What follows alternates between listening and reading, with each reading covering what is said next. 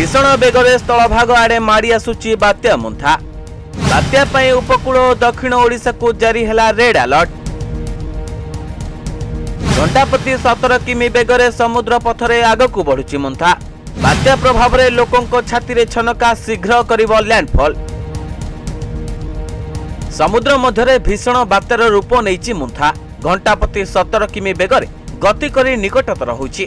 बात्या मुंथा एबे मछलीपट्टनम ठारू 190 किलोमीटर दूर रे थिबा बेले काकीनडा ठारू 270 किमी दूर रे रहिचे। सेहिपरि गोपालपुर ठारू 570 किलोमीटर दूर रे अछि बात्या मुंथा एवं आज संध्या किंबा रात्रि सुधा स्थलभाग छुईबा नै आकलन करा जाउची। एहा आंध्रर उपकूल काकीनडा देई अतिक्रम करिवो। लैंडफॉल बेले पवनर सर्वाधिक बेग 110 किलोमीटर रहिबो बोली सूचना रहिछि। तेबे लैंडफॉल पूर्व काकीनडा बेलाभूमि रास्ता धसई हो जाइछि। मुंथा प्रभाव में काकीनडा समुद्र अशांत हो पड़ी। उच्च उच्च जुआर सह पवनर बेग बढ़ुछि। बेलाभूमि रास्ता उपरे माड़ी आसुछि समुद्र पानी। फल 8 किमीर काकीनडा उपपड़ा बेलाभूमि रास्ता क्षतिग्रस्त होइछि।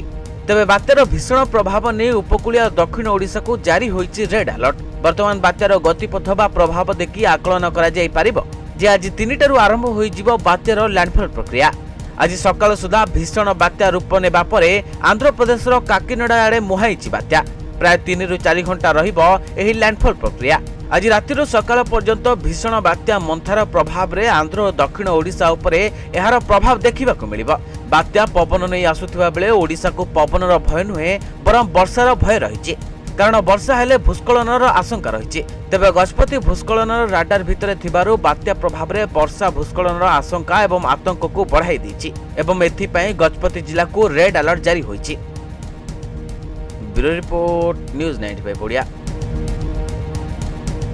देश विदेश रो कोण अनुकोण टेक्निक खबर देखंतु आम सह YouTube, Facebook और Instagram रे आमको देखंतु। लाइक शेयर और सब्सक्राइब करने को आद्य भूलंतुनी।